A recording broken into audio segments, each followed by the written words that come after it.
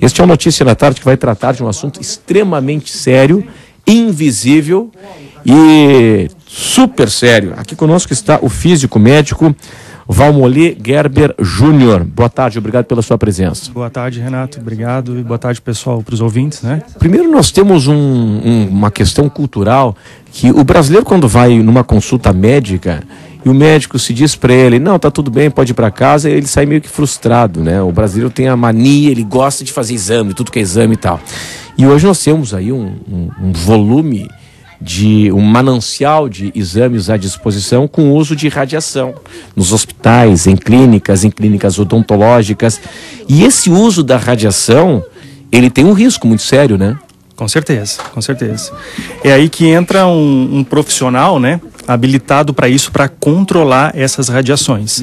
Tá? Dentro de qualquer clínica que faça uso de radiação ionizante, isentando aqui a ressonância magnética e a ultrassonografia, né? Esses equipamentos, o paciente, né, não precisa ter problema, que eles não trazem risco absolutamente nenhum para a população. A tomografia, a ressonância magnética e a ultrassonografia. Exatamente. Tá. A ressonância magnética tem umas pequenas restrições ainda, mas é por uma falta de estudo, né? Uma mulher grávida, talvez, né? Mas é muito mais conveniente fazer um exame de ressonância magnética para uma mulher grávida do que uma tomografia computadorizada, né? Que envolve uma alta dose de radiação em comparação a outras tecnologias. Então, para o controle da qualidade do resultado, que são as imagens, né, e da radiação ao que o paciente e profissionais estão expostos, existe o profissional que é o físico médico, né? Dentro da medicina, isso é dividido em três categorias, três especializações, né? Que é o físico médico da radioterapia, aquele que junto com o médico calcula o procedimento, né, de exposição ao paciente a doses de radiação para tratamento, para terapia, né? Nós temos a medicina nuclear, que envolve o diagnóstico e a terapia, né? Onde lá nós temos ao contrário do raio-x, né? Lá nós temos um elemento radioativo que ele é injetado no paciente e o paciente passa a ser a fonte emissora de radiação, né? Então esse é um paciente que ele emite a radiação, claro, por um tempo limitado e bem controlado, né? Sim. Então lá nós temos o especialista, o físico médico em medicina nuclear, e tem a minha área, que é o radiodiagnóstico, né, que é a grande massa que é o raio-x. De exposição, que é o raio-x. Quando a gente fala de raio-x, a gente está falando de uma tomografia computadorizada, a gente está falando de uma mamografia, a gente está falando daquela chapa, né, do raio-x convencional, seja ele fixo numa sala ou móvel, nos leitos de um hospital, a fluoroscopia, a hemodinâmica. A hemodinâmica é um procedimento de autocontrole que expõe o paciente a altíssimas doses, né? Tanto que a Vigilância do Estado está com uma ação pioneira e extremamente eficiente nesse ramo da medicina, né? Justamente para controle de dose. Tá? Então esse profissional é o físico médico e ele tem que ter a sua especialização regulamentada para cada um desses setores, né? Dr. Valmoli Gerber Júnior, pelo tamanho da complexidade, né, desse tema, eu queria saber o seguinte: bom, nós temos então uma situação de risco se o equipamento não está bem aferido. Exatamente. É isso? Tanto o equipamento aferido quanto os profissionais que estão operando esse equipamento, né? Capacitados. Então, capacitados. Esse é um grande problema também que a gente enfrenta. Qual é a realidade catarinense aqui da nossa região? Olha, a realidade no radiodiagnóstico, né? Porque o radiodiagnóstico ele é regulamentado, ele é controlado pela vigilância sanitária. Por algum tempo essa área ficou um pouco carente no nosso estado, né? Ao contrário das clínicas de radioterapia e medicina nuclear, que hoje em dia tu não encontra mais uma clínica sem um físico com certificado da CENEM, que é a Comissão Nacional de Energia Nuclear. Em virtude do acidente que ocorreu lá atrás do SES 137 em Goiânia, né? A CENEM, ela tomou várias atitudes de controlar esses segmentos dentro da medicina. A Vigilância Sanitária lançou uma portaria em 1998, que é Diretrizes de Radioproteção, Radiodiagnóstico, Médico e Odontológico. Ela prevê a existência dentro de cada setor que tem raio-x, desde o raio-x médico até o odontológico, um profissional que é o supervisor de proteção radiológica.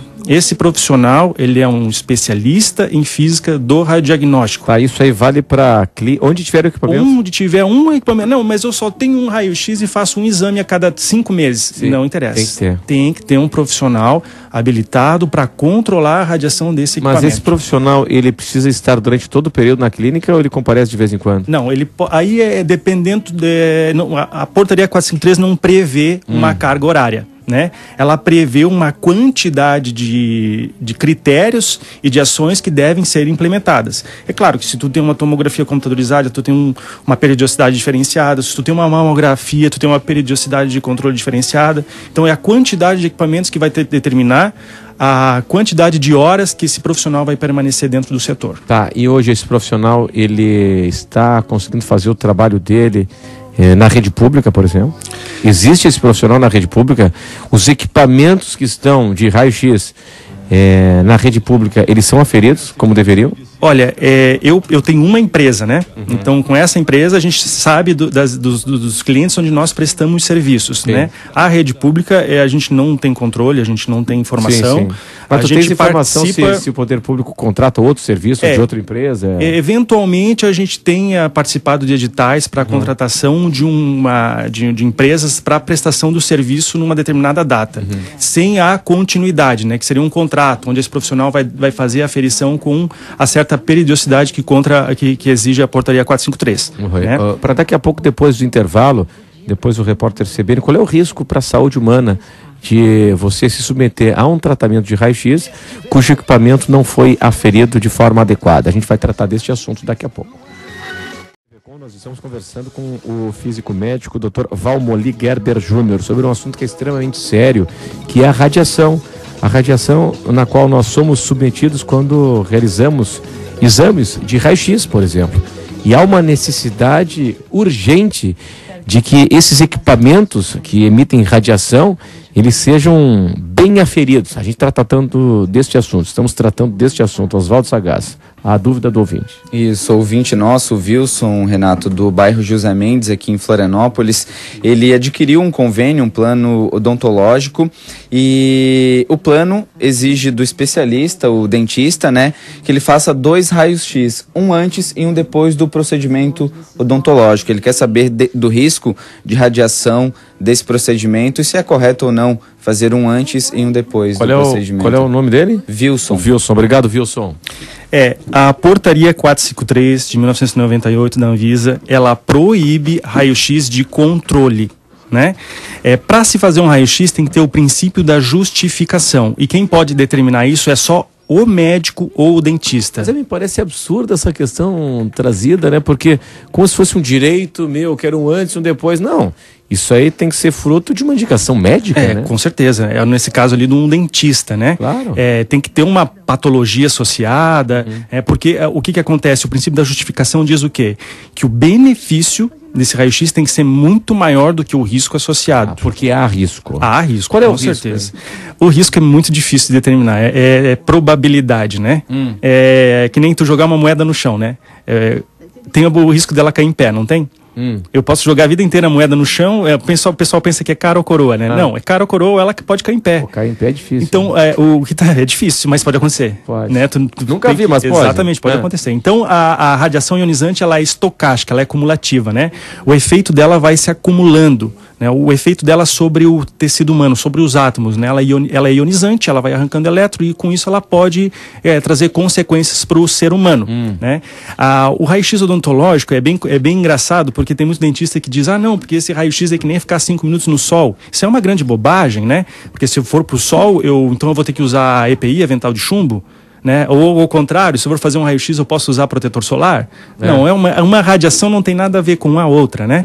Então, a gente tem um exemplo da Vigilância Sanitária de Florianópolis, do município de Florianópolis, tem uma ação extremamente eficiente. Hoje é difícil, é quase impossível, né? A gente acompanha isso porque a gente presta esse serviço, tu encontrar uma clínica odontológica onde não tem o controle de qualidade do equipamento, que é aquela avaliação que avalia o equipamento, que faz a aferição do equipamento, e avalia a dose que o paciente recebe, né? E a gente tem um risco ali no raio-x odontológico, que são as tireoides, que está bem próximo da região que é radiografada, e em muitos casos o raio-x aponta diretamente para as tireoides. Então o protetor de tireoide, aquela colarzinho que é colocado no pescoço, é extremamente eficiente. Não é fornecido? Em muitos casos não é fornecido. Barbaridade. Às vezes o dentista fornece o avental, né? E o avental, na minha opinião, o protetor de tireoide é muito mais importante do que um avental num paciente padrão comum, né? Que não esteja grávida, né? Sim. Tá? E aqui em Florianópolis, a vigilância tem controlado isso, tem solicitado esse tipo de aferição, que é obrigatório na renovação do alvará. Quando for fazer um raio-x nessa região mais maxilar e odontológico, tal, odontológico, tem que ter um protetor do pescoço para tireoide. Com certeza, salvo o equipamento panorâmico, né? Que dependendo da situação, a utilização do protetor de tireoide pode atrapalhar o procedimento. Claro. Né? Claro. Então ali ele deve usar um avental. Né? Essa situação até foi chamada a atenção há um tempo atrás sobre um pesquisador, não sei de onde, que falou que para procedimentos de mamografia, né, teria que se usar protetor de tireoide. Não acho muito conveniente, não. Mesmo porque é um exame desconfortável. Em muitos casos, o protetor de tireoide pode atrapalhar o exame. No caso dos consultórios odontológicos, onde há o equipamento de raio-x, a estrutura física do imóvel é adequada? Hoje a gente vê um centro comercial sendo erguido, né? E cada andar com 2, 3 consultórios odontológicos. Hoje em dia não se tem mais paredes de concreto, né? De alvenaria, é tudo gesso acartonado. E esses equipamentos odontológicos, hoje em dia, eles têm um poder de penetração maior. Antigamente era 50 kV, hoje eles são de 70 kV. Então, dependendo da sala, esse raio-x pode atravessar essa parede e pode estar chegando numa sala de um consultório de um advogado, de uma recepcionista que está sentada ali atrás da parede. E é um risco que as pessoas não percebem. Não percebem. Não veem. E até os profissionais, às vezes, não são orientados para fazer esse procedimento, né? Às vezes se sentem na obrigação por uma lei, mas não, isso tem um benefício social extremamente significativo. Doutor Valmoli, uma outra questão aqui, o que a ciência já diz a respeito dos riscos, né? Claro que ele é cumulativo, como o senhor já disse, né? Mas o que a ciência médica, a academia dizem sobre esse efeito cumulativo e os riscos? Essa é uma pergunta muito complexa, tá? A gente tem resultados de efeitos determinísticos em procedimentos de hemodinâmica, tomografia computadorizada. Nesses procedimentos de raio-x convencional é muito difícil de se controlar, mas existe, isso é evidente, óbvio, já aconteceram vários acidentes por aí, né? A gente vê, e hoje em dia o que acontece é difícil de tu trazer uma informação hoje, porque demora 20, 25, 30 anos para essa patologia associada ao raio-x se manifestar. Né? Claro. Então a gente acredito que uns 10, 15 anos vai ter alguma informação mais real para te dizer assim, ó, tantos % de pessoas que foram submetidas. Tem. Hoje em dia a gente tem tomografia, por exemplo. Crianças que foram submetidas a exames de tomografia, existe em comparação com crianças que não foram submetidas, um aumento de retardo mental, problemas de malformação. Isso é sério. Existem essas relações, né? Isso é muito sério. Num estudo que a gente viu... Mas aí tem um detalhe interessante também, né? Sagaz vai trazer já em instantes a opinião e a pergunta do ouvinte, né? Aí tem um detalhe interessante. De um lado nós temos, quer dizer, tudo conspira contra, né? De um lado nós temos a cultura do paciente que gosta de exame. O brasileiro gosta de exame. Ele quer uma chapa. Eu digo em outros exames sofisticados também, ele gosta de exame, ele quer tirar dúvida no exame.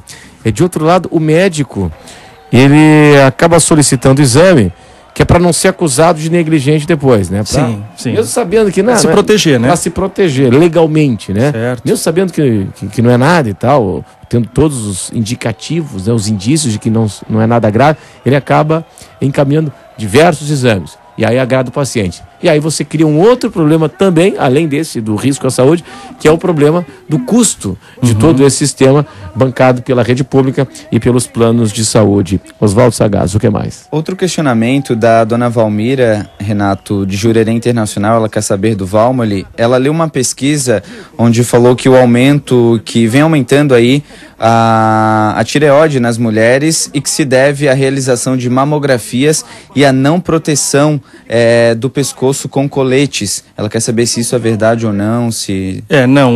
essa pesquisa até hoje a gente não viu a fundamentação dela, né? Eu desconheço, né?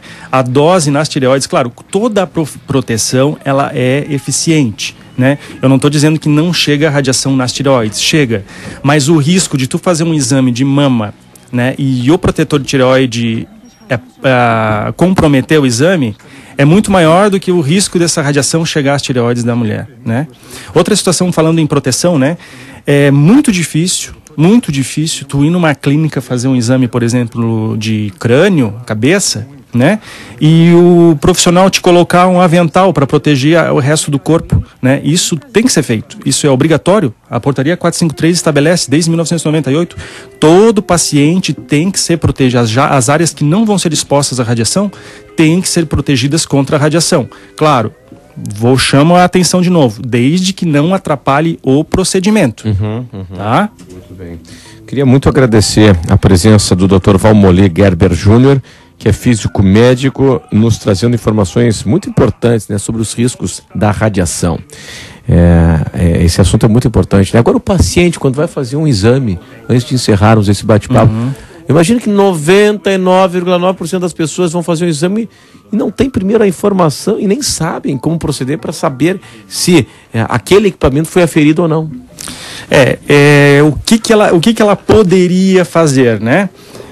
Ela poderia exigir da clínica o controle de qualidade desse equipamento, né? E observar a data e observar se esse controle foi feito, no caso do radiodiagnóstico, né? Por um especialista em física do radiodiagnóstico, certificado pela Associação Brasileira de Física Médica. Onde é que ele vê isso? Oi? Onde é que o paciente vê isso? Então, é a mesma coisa, por exemplo, como é que ela sabe que é um médico que está atendendo ela lá? Né? Sim. Ele tem que ter uma formação, sim, ele tem que ter um CRM, né? Sim. É a mesma coisa que acontece da radiação. Como é que eu sei que a radiação aqui está me trazendo benefício e não está me trazendo prejuízo, né? Ela vai ter que observar se o profissional que está operando o equipamento é um técnico em radiologia ou tecnólogo em radiologia, e ela vai ter que observar se a supervisão de proteção radiológica daquela clínica está sendo feita por um especialista em física do radiodiagnóstico com certificado da Associação Brasileira de Física Médica. Ok. Doutor, obrigado pela sua atenção aqui conosco. Eu que agradeço e ficamos à disposição para qualquer dúvida. O pessoal pode entrar em contato, repassar para a gente aí que a gente está disposto a responder. Maravilha. Conversamos com o Dr. Valmoli Gerber Júnior, que é físico médico. Vamos para o intervalo.